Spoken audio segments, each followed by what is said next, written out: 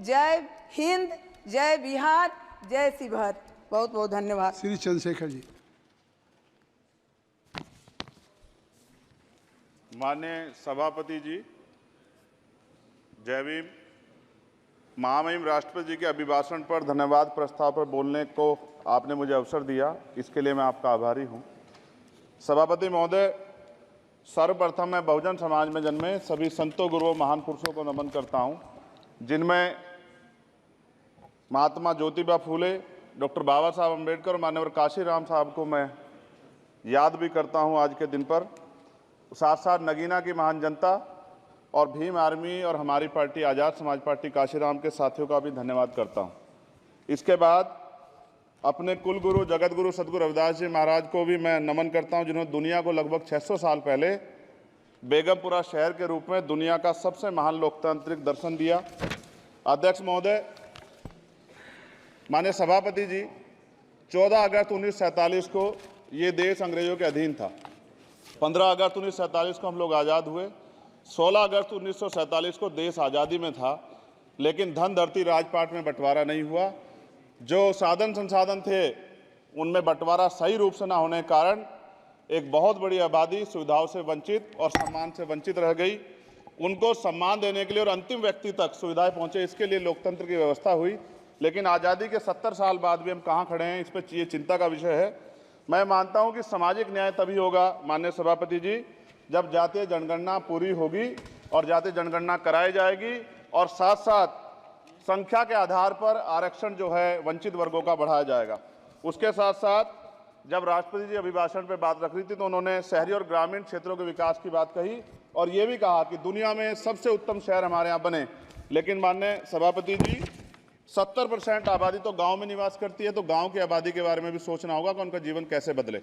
माननीय सभापति जी, उच्च शैक्षणिक संस्थानों में बहुजन समाज के जो छात्र हैं उनके साथ कास्ट एट्रोसिटी हो रही है, निरंतर उनकी हत्या हो रही है। साथ साथ जो सरकारी कर्मचारी हैं दफ्तरों में, उनके साथ भी जो SC ST OBC और मुस्लिम और अन्य धार्मिक अल्पसंख्यक, उनके साथ भी माननीय सभापति जी जातिगत और धार्मिक जो है शोषण किया जा रहा है। इसलिए मेरी मांग भी है कि पुरानी पेंशन को भी अध्यक्ष जी बहाल किया जाए। जो कर्मचारी देश की सेवा में लगे हैं उनका भी सम्मान होना चाहिए। साथ साथ सभापति जी, भाजपा ने चुनावी लाभ के लिए सबका साथ सबका विकास के नारे दिए जो खोखले हैं, क्योंकि 10 साल में दलित, पिछड़े, आदिवासी, मुस्लिम और अन्य धार्मिक अल्पसंख्यक के जो अत्याचार हुए हैं वो किससे छिपे हुए नहीं हैं। ये गलत है, ये बंद होना चाहिए। सभापति महोदय जी, महामहिम राष्ट्रपति जी के अभिभाषण में निजी क्षेत्रों में SC ST OBC को रिजर्वेशन देने का कोई उल्लेख नहीं हुआ है, जो कि आज चर्चा का विषय, क्योंकि 98% प्राइवेट सेक्टर है, 2% सरकारी सेक्टर है, तो 98% प्राइवेट सेक्टर में भी हमारी हिस्सेदारी की बात होनी चाहिए। माननीय सभापति जी, आशा कार्यकर्ताओं, आंगनबाड़ी वर्करों, भोजन माताओं के वेतन वृद्धि पे भी कोई उल्लेख नहीं हुआ है, वो भी अभी नंगे, उन पर भी सोचना पड़ेगा। माननीय सभापति जी, जिस क्षेत्र से मैं चुन के आया हूं नगीना से, वो बहुत पिछड़ा क्षेत्र है। उस क्षेत्र में कोई विशेष आर्थिक पैकेज नहीं दिया गया, रोजगार की सेवाएं नहीं है, नौजवान पलायन करता है। IIT, IIM, एम्स, केंद्रीय विद्यालय आदि शिक्षा में और चिकित्सा संस्थानों की स्थापना होनी चाहिए, जो कि नहीं है। और माननीय सभापति जी, मानसून सत्र आ गया है, मेरा क्षेत्र बाढ़ से बहुत प्रभावित है, इसलिए मैं आपसे आग्रह करूंगा कि वहां के लोगों को बाढ़ से निजात दिलाई जाए। माननीय सभापति जी, चीन हमें आंख दिखा रहा है और लगातार हमारे देश की सीमाओं में घुसपैठ कर रहा है, इसलिए अग्निवीर योजना को हटाकर पुनः सेना भर्ती शुरू की जाए और साथ साथ भारत की सबसे प्राचीन व बहादुर रेजिमेंट में से एक चमार रेजिमेंट को पुनः बहाल करा जाए, ऐसा भी मेरा आपसे आग्रह है। माननीय सभापति जी, पिछले सारे प्रधानमंत्रियों ने मिलकर जितना कर्ज लिया है उससे दुगना कर्ज हमारे वर्तमान के प्रधानमंत्री जी ने लिया है। किसान अगर अपना कर्ज माफ कराने के लिए जाता है तो लाठी झेलनी पड़ती है, जबकि सरकार ने धन्ना सेठों का 15 लाख करोड़ रुपया माफ किया है। इस ओर हमें ध्यान देना पड़ेगा, हमारी आने वाली पीढ़ियों को ये कर्ज चुकाना पड़ेगा। माननीय सभापति महोदय जी, किसानों को MSP की लीगल गारंटी तथा किसानों का कर्ज माफ होना चाहिए। साथ साथ 2 अप्रैल 2018 को SC ST के बच्चों पे बहुत बड़े पैमाने पे मुकदमे लगे थे, वो हमारी लड़ाई सही थी, ये सुप्रीम कोर्ट ने माना और बाद में सरकार ने माना, वो मुकदमे तुरंत वापस होने चाहिए। माननीय सभापति जी, प्रेस जो है उस पर भी शिकंजा कसा जा रहा है। जो पत्रकार सरकार खिलाफ बोलता है नौकरी से हाथ धोना पड़ता है, और सोशल मीडिया हमारा हथियार है, उस पर तरह तरह के प्रतिबंध लगाए जा रहे हैं और विरोध करने वालों को सोशल मीडिया हैंडल भी सस्पेंड करा दिए जा रहे हैं। साथ साथ सभापति जी, पेपर लीक और परीक्षाओं के कैंसिल होने से देश के नौजवानों का भविष्य खतरे में है। नीट, यूपी सिपाही भर्ती सभापति जी और 69,000 शिक्षक भर्ती में आरक्षण घोटाला हुआ है, कोई पूछने वाला नहीं, खून के आंसू रो रहे हैं बच्चे, बेरोजगारी का दंश युवा झेल रहे हैं।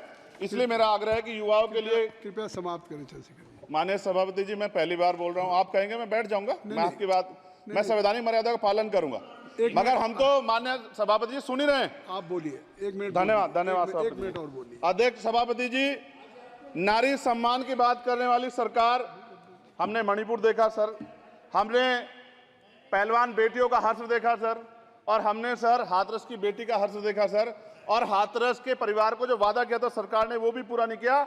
और महिलाओं में भी, स्पेशली दलित, पिछड़े और मुस्लिम वर्ग की, आदिवासी वर्ग की महिलाओं के साथ आज भी एनसीआरबी का डाटा कहता है सर जो जुल्म हो रहा है वो सहनीय नहीं है सर।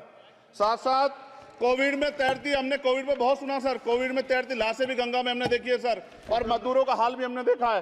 सभापति जी, बस सब समाप्त कर रहा हूं। नोटबंदी पे छोटे मजले उद्योग की जो कमर टूटी वो भी हमने देखी है।